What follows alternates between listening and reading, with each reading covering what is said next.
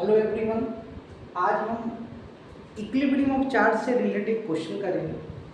Question है कि दो चार्ज प्लस क्यू और plus two Q A distance से सेपरेटेड है और मुझे एक चार्ज कैपिटल क्यू इन दोनों के बीच रखना है और इस प्लस क्यू और टू क्यू पे नेट फोर्स जीरो होना चाहिए। तो देखो कैसे करते हैं ऐसे क्वेश्चन। सबसे पहले हम लेट कर लेते हैं कि x डिस्टेंस पे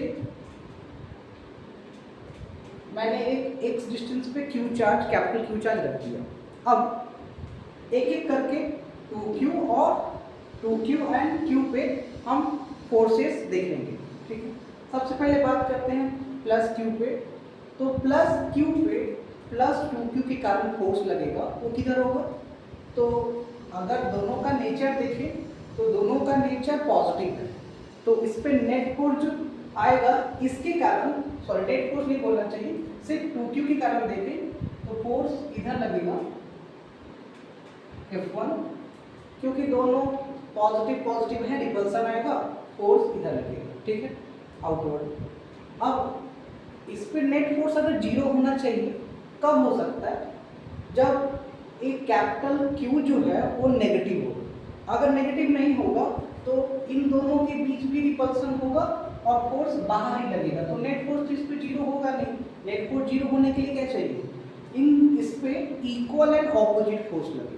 तो इसका मतलब बोल सकते हैं Q must be negative, Q को नेगेटिव होना पड़ेगा। तो पहले लिख लेते हैं इसको, Q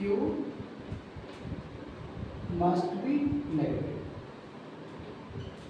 अब अगर ये नेगेटिव है, ये पॉजिटिव है, तो अट्रैक्शन होगा और फोर्स लगेगा इधर। लेट सपोज इसका मैंने नाम F2 दे दिया। ठीक, ये तो Q पे बात हो गई। अब 2Q पे देखते हैं।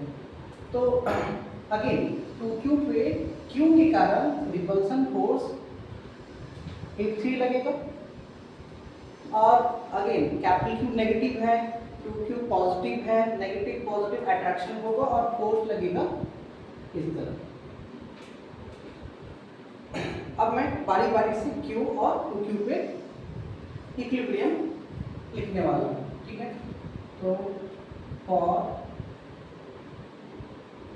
चार्ज Q इक्विलिब्रियम में हो, उसके लिए F1 इक्वल टू F2 होना चाहिए।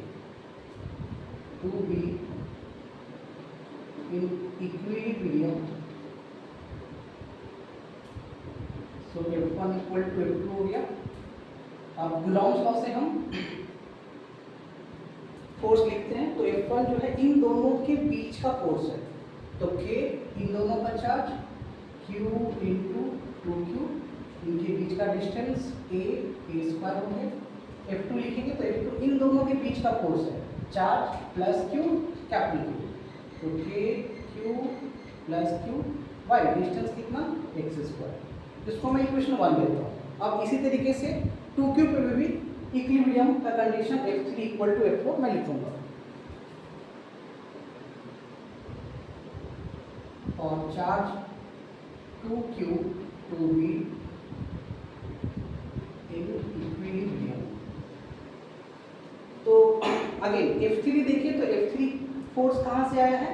तो प्लस Q और 2Q के बीच का फोर्स है जो कि बाहर की तरफ है। सो F3 F4 की इक्वल होना चाहिए इक्विलिब्रियम के लिए। F3 को अगर लिखते हैं तो ये क्या होगा? K इंटू इन दोनों का charge, Q into 2Q by A square, इन दोनों के बीच का डिस्टेंस A है। अब अगर देखो F4 के लिए मुझे ये डिस्टेंस चाहिए, तो ये टोटल डिस्टेंस A है और यहाँ से यहाँ तक मैंने x लेट किया है, तो इन दोनों के बीच का डिस्टेंस कितना बचा? A minus x। तो F4 जो है इन दोनों का फोर्स है, तो इन दोनों के बीच का डिस्टेंस A माइनस एक्स, तो K capital Q 2Q by A minus X का होल स्क्वायर। ठीक, अब इसको मैं इक्वेशन 2 ले लेता हूँ। अब इक्वेशन 1 और 2 को अगर ध्यान से देखें तो दोनों का LHS तुम्हें सेम दिखेगा, तो मैं इन दोनों इक्वेशन से इनका RHS सेम लिख रहा हूं।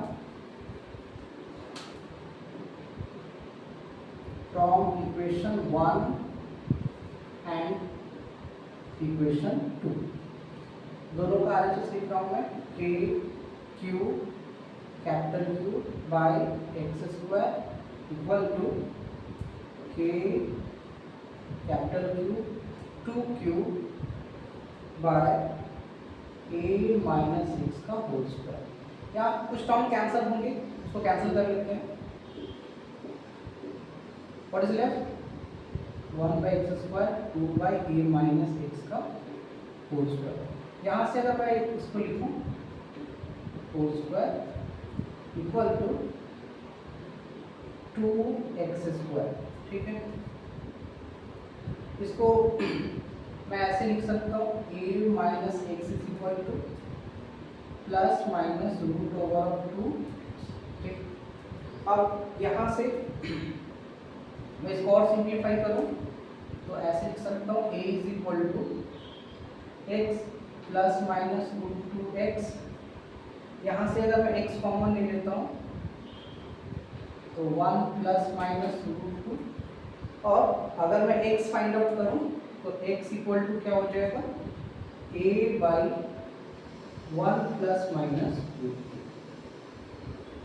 2। ये हमारा पोजीशन ऑफ q हो गया इन टर्म्स ऑफ a।